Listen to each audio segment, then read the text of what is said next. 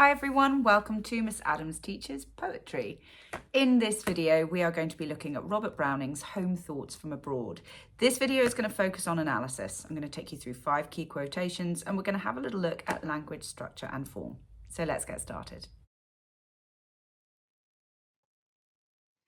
Okay, looking at the first couple of lines of the poem. So we start with an interjection. So we've got a big, strong moment of passion. Oh, to be in England, now that April's there. So we've got this very wistful, very longing tone. So it sets out his feelings right from word go that he is homesick and he is thinking about being back at home. And we've got this sort of personification-ish. I'll give you an ish, but it kind of suggests that April is something that can move in and out. But it's certainly the fact that it is spring that is very, very exciting to Browning. He's thinking back to the kind of beauty of England in spring. Just skipping through to the last part of this stanza. Sorry, this is a little bit longer, but I just wanted to draw your attention to a few little bits and pieces. So note how detailed the description is. So we have, for example, things like the superlative adjective, the lowest boughs, and the brushwood sheaf. So it's being very specific. The fact that the elm tree bole is in tiny leaf, we've got the adjective tiny there. So it's giving us a lot of detailed description. And notice the way that in comparison to the first couple of lines, how those lines are increasing in length. If you haven't seen my video on context and form, do have a little look at it. That will just explain to you the different meters here, but how the metrical irregularity in the way that the line length builds demonstrates this kind of growing emotion, growing excitement. But what's also particularly interesting is this build up to the final line. So we've got all of this lovely enjambment. I've popped it up there, but it's all over. Okay, all of this enjambment, and then suddenly we have this break. Yeah, so enjambment, and then to here in England, now. Yeah, so we've got the adverb of time now, so there is a sense of immediacy. He's not just thinking, oh, I do love England. No, it's what is it like right now, right this second. And of course, we've got this exclamative that again demonstrates the emotional tenor of the poem and how intensely he feels this desire to imagine England in this moment, but also be there. We've got clearly a semantic field of nature being built up through this detailed description, which is what is fueling his enthusiasm, because as we know, he is a romantic poet, and so he takes solace and comfort in nature. But in this particular moment, it's nature in England. Okay, so now we move on to the second stanza, the longer stanza. Now, let's just have a little look at the fact that we have a shift in time. Yeah, so we've gone from that immediacy, it's now, it's April. Then in the second stanza, it's like he's imagining what comes next.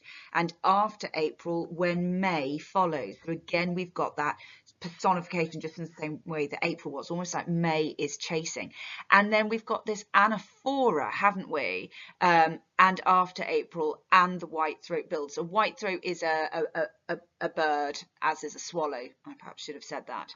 And all the swallows. Note we've got both an imperative and an exclamative here. He says, hark. Yeah, that's an instruction to the reader. Okay, that's an instruction. Hark means listen. So we've got this direct address, but we also have another shift to the personal.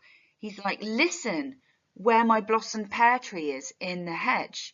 Okay, so now he's drawing our attention where he's asking us to imagine his home and imagine the sounds that he's going to hear. And I'm going to move you on to that little bit. Notice again, we've got a continuation of that semantic field of nature, continuing with our kind of exclamatives. But just keep your focus on the fact that he said, hark, listen, because a few lines later, we have what he wants you to listen to.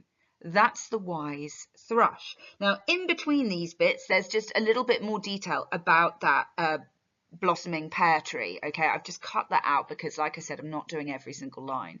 But we've got this personification of the thrush. Again, thrush is another songbird. So the thrush is wise, is intelligent. And then in this bit, he explains how and why the bird is intelligent, and the personification continues through. He sings each song twice over, lest you should think he never could recapture the first fine, careless rapture. So what he's really saying here is that the bird is so clever that when you hear his first beautiful bit of music, you think, oh, that was a fluke. And so he immediately, the bird, does it again to show, to prove to you that he knows exactly what he's doing, that wise old bird. So notice again, we've got this direct address. It's all about what you are thinking at home. And we've got this very emotive language describing the bird's song as rapture, but careless rapture. Again, like there's a sort of nonchalance to this bird. You know, the bird is so talented and clever that he can nonchalantly produce these exquisite sounds and then do it all over again, straight off. And again, it's another exclamative because Browning, he's really feeling it. Yeah, he is loving nature at home in England.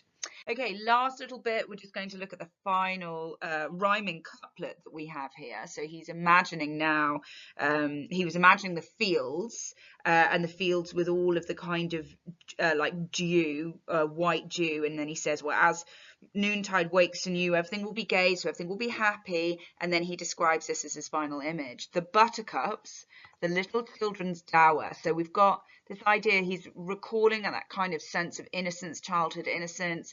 Dower means treasure. So this is a metaphor. So the buttercups are children's treasure. Far brighter than this gaudy melon flower. So we've got this comparative adjective, brighter, yeah, because it's got the ER, that's what makes it comparative. You can just say adjective if you want, but if you want the fancy bit, it's a comparative adjective. Intensified, excuse me. Sorry, intensified by this adverb here, far brighter than this gaudy melon flower. So the adjective gaudy suggests something is like showy and brash. So you might think to yourself, you know, why a melon flower? Well, that's because melons grow in Italy. So what he's actually doing in this exclamative, he's comparing the nature that he has in Italy with the kind of sweet and understated beauty of England. Okay, that's it from me. As always, if you've got any questions about the poem or any lines in particular that I've not gone through, please get in touch. I'll be very happy to help you. Otherwise, I'm just going to sign off and wish you all the best and say happy revising.